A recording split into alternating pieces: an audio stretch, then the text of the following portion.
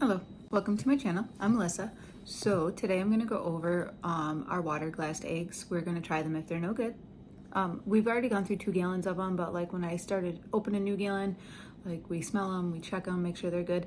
I do have 1 more gallon left if this one's not good, and we're going to cook some scrambled eggs for Logan. So this is what it looks like. I got some colors in there, like some browns. My greens are looking a little olivey. Maybe just from sitting for the last like 8 months, 8 or 9 months. It's almost 9 months now. But yeah, so they're in the lime solution, and we're gonna open her up and see what it smells like, and hopefully it'll be good. But I'll tell you why I did this and what my hopes for it, and hopefully you guys, somebody will get the opportunity to try it. Now there are tons of videos, so I'm not going to go step by step as to how to do it. I'll just give you the basics because there are plenty of people on here who have been doing a lot longer than me. They are a lot, like, you got to do what's good for you and your household and do what you feel is safe for you and your household. If you don't feel like it's something safe, don't do it. But the reasons that I do it was because we get so many eggs in the spring, early summer, and then in the winter I get none. Well, I started saving before we had our massacre, so I actually had quite a bit saved up, and then raccoons came in and pretty much wiped us out of 2 different coops. They got 90 chickens, so not only are we way down on production, we are not selling any. We do not have the income to help pay for the feed for the 10 that are left. We are considering getting baby chicks again this year, but the problem with that is because of the egg prices right now, so is everybody. We're not going to be ordering online. I think we might simply just wait until Tractor Supply has their chick days, because I love going in there anyways, and we'll probably just pick up a few basic ones, and then hopefully when this whole egg thing calms down, maybe next year we'll start worrying about like our colored egg layers and our specialty chickens that we're looking to replace. My daughters always love the phoenixes. We had a ton of silkies. Right now we have 2 phoenixes left. Nope, 1 phoenix left. We have no silkies left. Most of her showbirds are gone, but she does have a few showbirds that did make it, so we've got that going for us.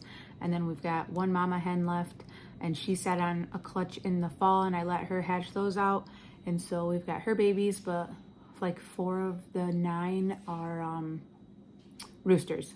So we'll get, I think it's 4 of the 9. So I think we either have 4 or 5 hens that should be coming into production sometime soon. I'd say in the next couple months, but as for right now, I've got 1, and she's a freeloader right now. She's rather old anyways, so I don't really expect much out of her, but I'm not going to get rid of her because she did really good at being broody, and if somebody else isn't going to sit on them and she decides to steal somebody else's clutch, I'm going to let her be broody and hatch them out. So there's that. So like a lot of my reason for it was to preserve them for us for later, but I did not realize all of that was going to go on, so that I'm glad that we did actually do it. We'll see. All right, so also while doing this, I use gallon containers that I pick up at estate sales, auctions. You might be able to find them at Goodwill, but you're going to pay for them if you get them from Goodwill. I've seen lately a lot of their prices are, you could get things honestly on eBay almost cheaper than you can get them at Goodwill lately. I picked up a few of these jars just at an estate sale, and I don't ever really pay more than $1 for them. I think I got 3 of them one time for $2 at an auction. So I've got 5 of these gallon jars, and it's honestly not enough if we were like trying to live off of them and really preserving for like major shortages or something, but it was just something I wanted to try, so it's what we did. And so I have electronic scales, and you kind of need the scales because you're going to use 1 quart for every quart of water. You're going to use 1 ounce of lime when you make this solution, and then you're going to add your eggs each day. So you just add the eggs until it's full, and then you keep it in a dark place. I keep it in my basement on a shelf. If you've seen my pantry video, then you've seen in the pantry video where the eggs are on the shelf. And then we're just gonna do a taste test, and well, actually we're gonna do a smell test and then a taste test, but we're gonna wash them off, make sure we wash the lime off real well. We don't want any lime on our food at all, so we're we're gonna open it up, smell it, and wash some eggs and crack them open.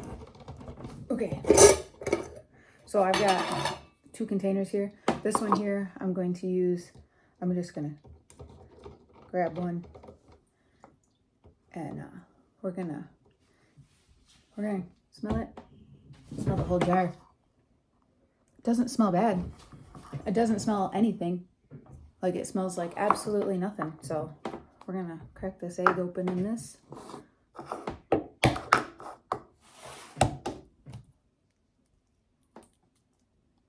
Oops, some shot out at me.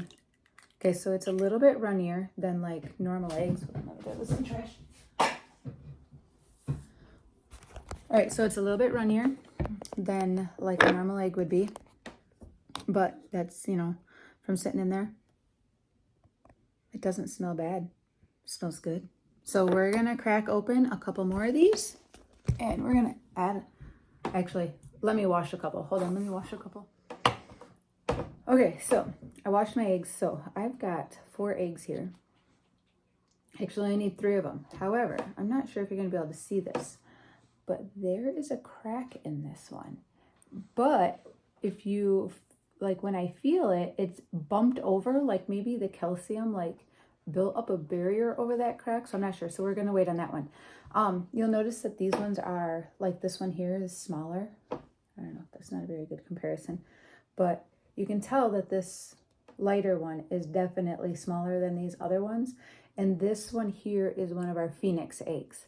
So like, we've got our normal, like a Phoenix isn't, it's a bantam. Well, Zetas are a bantam, but they're small, but they lay these smaller eggs. But like our Silkies, their eggs are a little bit smaller than this.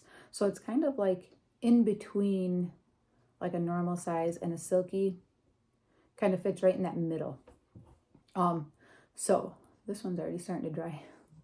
So we're gonna crack the ones that I believe should be good first, and we'll do a sniff test and mix them in there.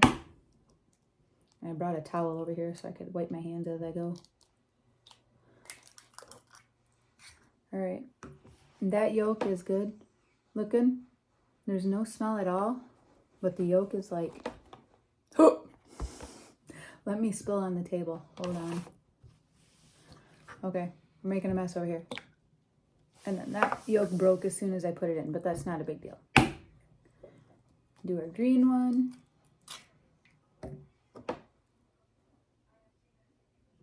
There's no smell. And we're gonna do our Phoenix egg.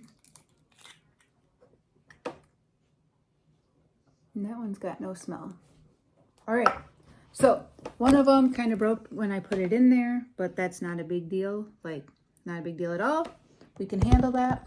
So we're gonna scramble those up. And then this one with the crack down the middle, I'm just curious. I just wanna, hopefully it doesn't make my whole house stink really, really bad. It almost is like it sealed it. Okay, so we're not gonna use this, but there's no smell on that at all. Like, none. Okay, so I'm gonna feed that one to the dog because I don't feel like, well, actually, you know what? Because I had that crack in it, I probably better not. I'll just throw this one away. But normally if I'm iffy about an egg, I'll feed it to the dogs. But I'm not gonna feed it to her. So just because in case that lime got in there. But we're gonna scramble them up and do a taste test. All right, so we put a little bit of butter in there. Oh, I thought it was hot enough. I didn't hear no sizzle. Guess I could have left it a little bit longer. We're gonna add some salt, a little bit of salt, a lot of pepper, and cook them up. See what happens. Okay, so made a couple slices of ham, and we got the scrambled eggs. So I'm gonna try it a little bit. Top. Tastes like an egg. Not bad. I like it. All right, we'll definitely be doing this again this year.